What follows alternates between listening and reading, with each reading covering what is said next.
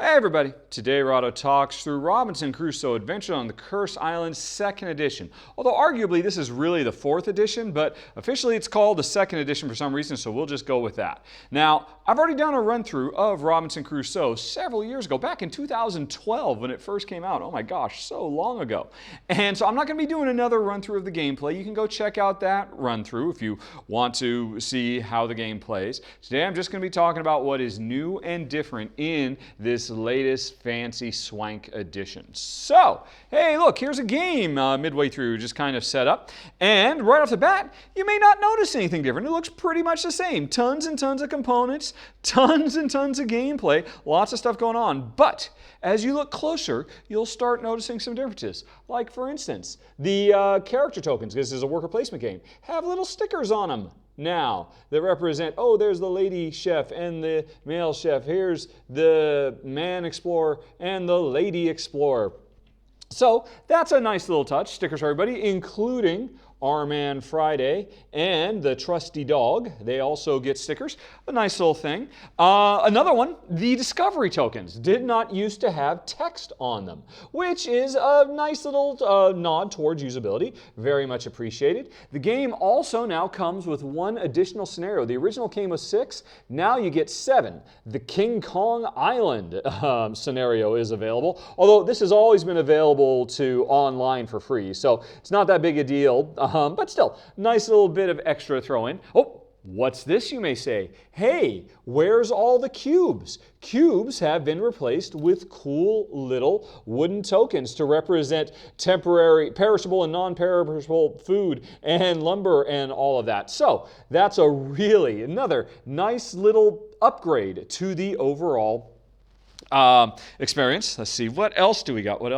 Oh, this personally, for me, is the single biggest, most important thing. An actual player aid. Hello, if you go back and watch my original run through, that was my #1 complaint about the production of the original game, is that I had to go on Board Game Geek and print out a player aid to be able to play the thing. Now, there is a nice one. Now, like I said, this is officially the 2nd edition, but it's functionally the 4th edition. I have no idea if this player aid has been available in the 2nd or the 3rd reprint of the game, but it wasn't in my original edition. But this is a very, very nicely laid out replacement for the cheap printout I used all those years ago. This is a very, very big deal. Very nice. Also, a minor thing, but the character boards are now actual boards instead of thin cards for people who are concerned about such things.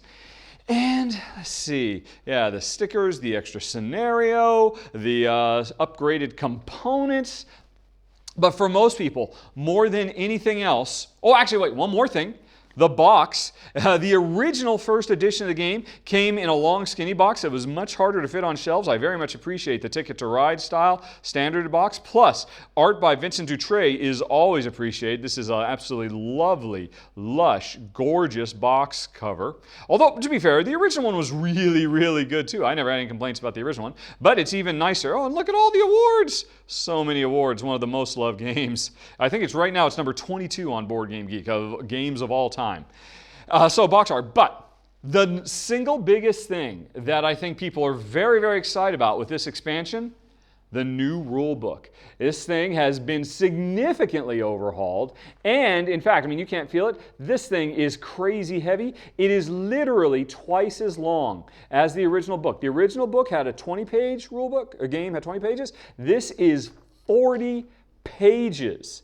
And, there is no wastage in here. It needs all 40 pages for you to get your head around every single thing that can go on in this game. So many appendices, oh, thank heavens.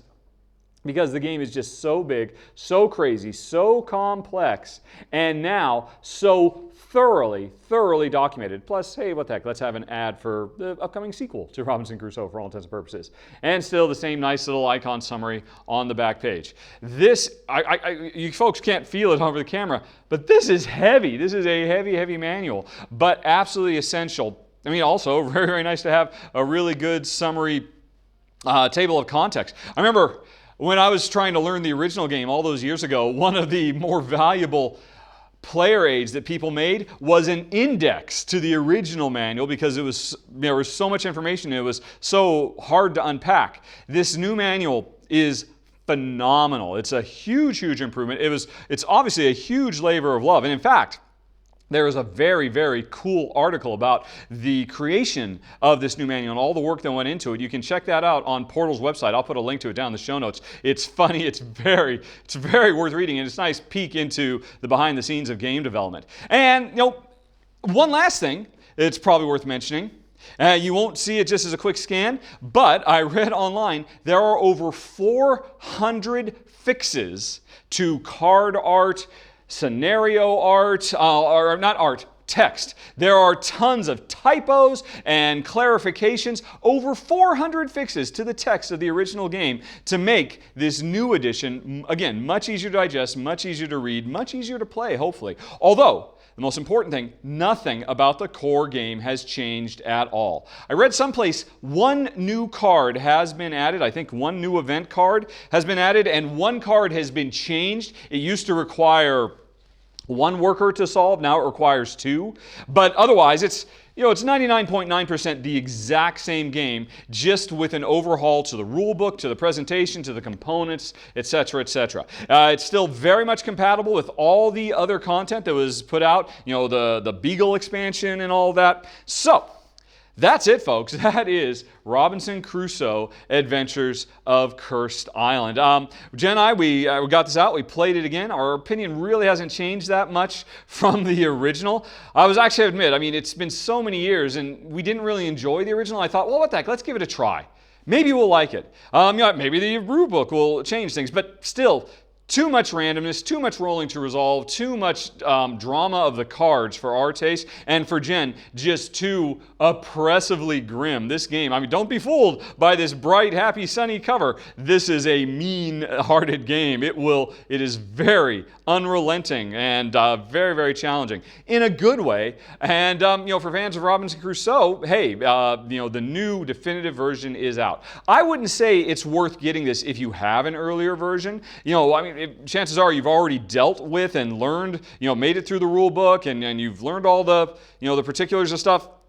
In fact, if you just find yourself kind of jealous about not having the nice stickers, not having the cool rulebook, not having the neat meeples, you can, or not the meeples, resource tokens, you can actually go to Portal Games' website and order an upgrade kit for your older version that will turn your older version into the new version. I don't think it comes with the new discovery tokens or the changes to cards and stuff like that. But again, that's mostly cosmetic. But if you want the new pieces and all that, and the new rules, they're available for you on Portal Games' website. Or you can just download the new rules, print them out yourself, etc., etc.